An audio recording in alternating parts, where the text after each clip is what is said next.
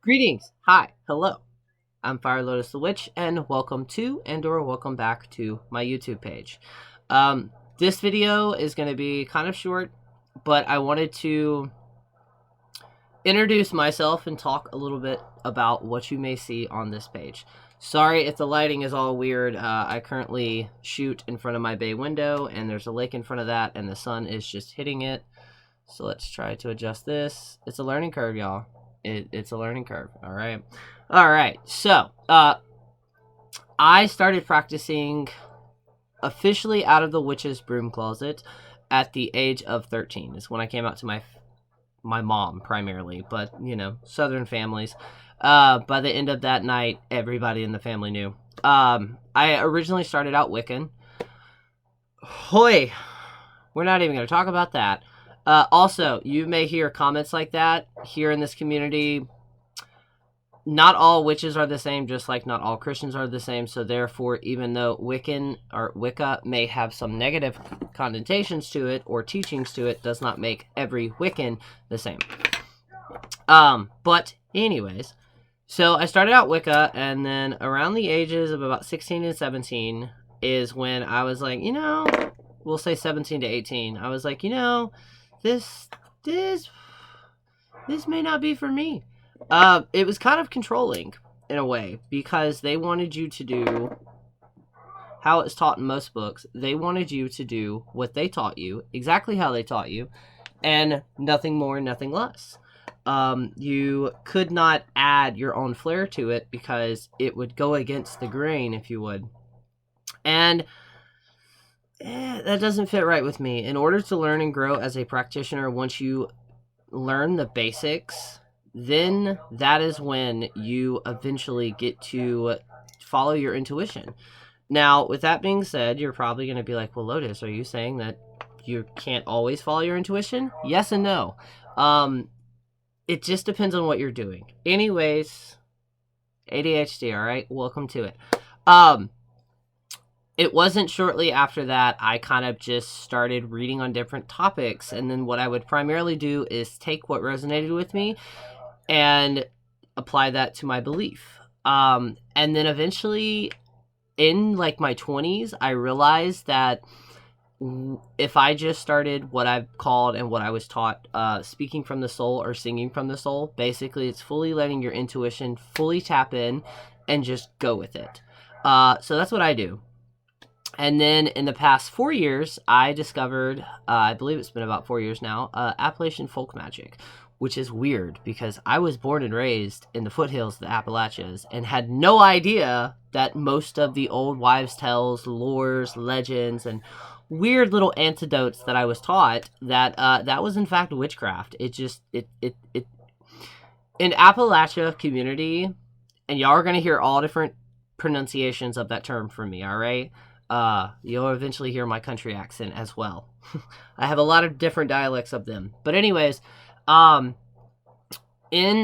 Appalachia, in their folk practices, you have to realize the number one key is most of them do not consider themselves witches, and or they do not consider it witchcraft. It was a way of living, and it was a gift from God. You're going to hear that a lot if you start researching this, all right? So remember, and in fact, the fastest way to get cussed out and shunned from something was to call somebody a witch. That was like a slur back in the day, to a degree. I probably shouldn't have used the term slur, but you know what I mean. It wasn't something you go around calling people. Obviously, the times have changed. I've been asked that too. Why do you identify as a witch? There's so much of a dark history behind the term witch. I took the power back. We took the power back. There's also a lot of meanings behind the term witch. So, yeah. Anyways, so I discovered Appalachian folk magic and folk practice, or folk magic in general.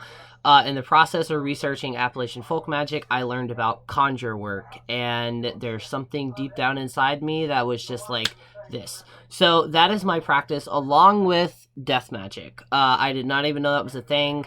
Now you're going to be like, Lotus, there's no way you went this far and did not know. Yeah, no, it's called necromancy. But necromancy has a very negative connotation, specifically problematically, thanks to Hollywood and some books. Whether that's an educational book or just like, a book that you'd pick up at Books A Million and read just for the hell of it. You know what I mean? So eventually I learned the term too on TikTok, which is Death Witch or Death Witchcraft. And the weird cross between this was when I lost my grandmother. I'll eventually do a story time if I haven't on that one. That was the year that I also went through a 2-year spiritual awakening. And in that 2-year spiritual awakening was when I also discovered that I was a psychopomp.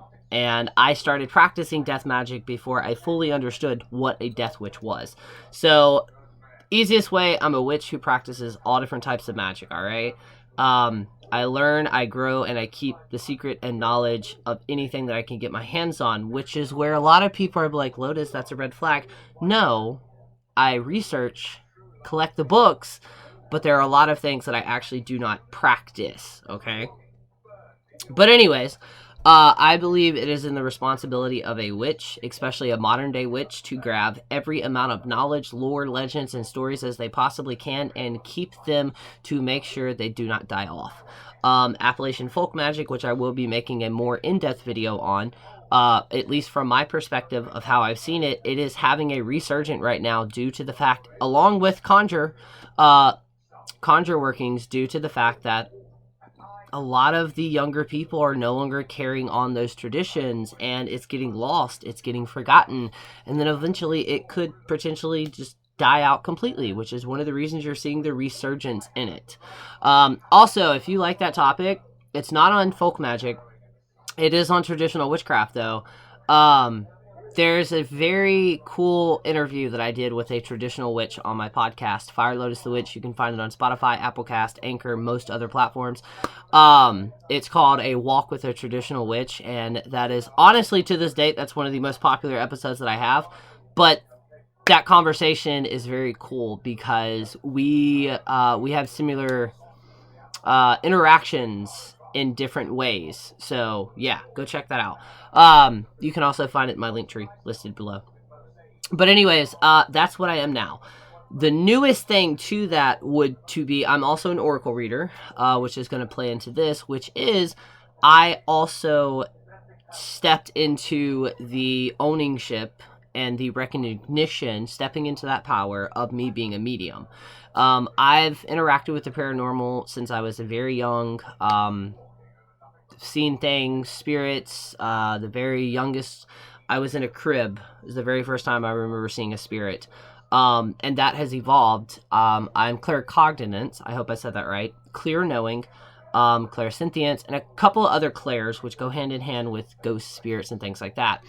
But I believe when it comes to a medium, one of the number one things that makes a medium besides the actual ability to interpret the dead, is confidence. It is confidence in your ability, including a reader of any sort. It is confidence in your ability, all right?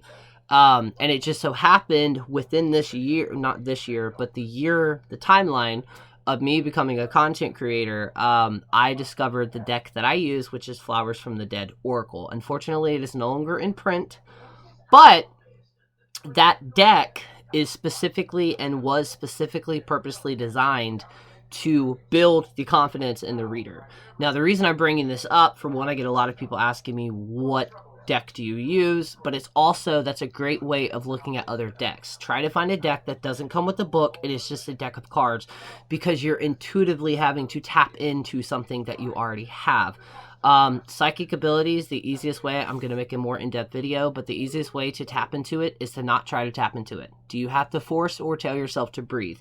No. So why would you have to be able to tap into that, unless in some way, shape, or form when you were younger, you experienced something that scared the shit out of you to the point where your brain put up a barrier to where it is kind of like tapping it, re-tapping into it, remaking that connection without the fear being associated with it, all right?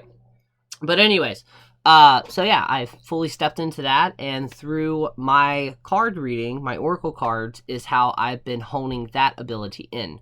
I've scared people left and right by knowing things in online presence, clients, but also in my day-to-day life. I've just scared the shit out of people or spooked some people sometimes by knowing things that I should not know, because I was not there to experience them. It's your ancestors. They love spilling that hot fucking tea, okay? Anyways, that's what you're going to get here.